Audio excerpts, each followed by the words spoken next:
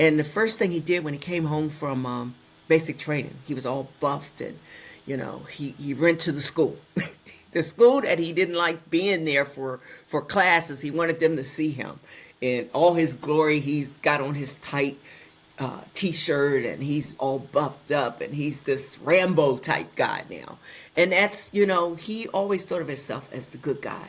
He goes in and saves the day, like a Rambo guy type guy.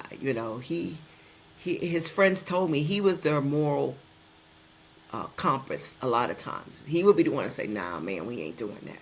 Now, he did some things. He got into trouble as a kid and as a teenager, but he played that, he would let his friends know, we can't do that. Or they said he was the one to say, nah, we're not doing that. All of his friends went to college or they did other things. He was the only one that went into the military. And that was what he wanted to do, and he wasn't going to let anybody deter him from doing what he wanted to do.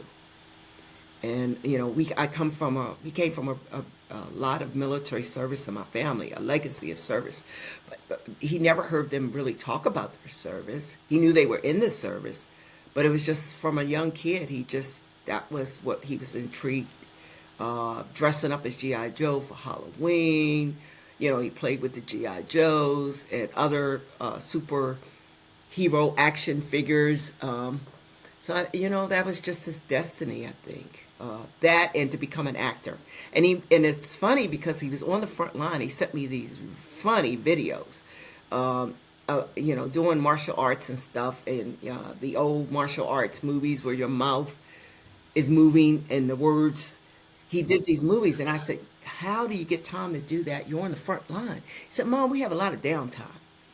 And they were so funny. So I always think of him working on his craft while he was there. He was going to be this actor. He was, working on his craft while he was on the front line. In between fighting, he was acting. And I look at those videos and they make you laugh. It's just, I love hearing those stories because to me, and I think from a lot of outsiders, you think of these guys that have sacrificed themselves and you think of them as this like prim and proper hero.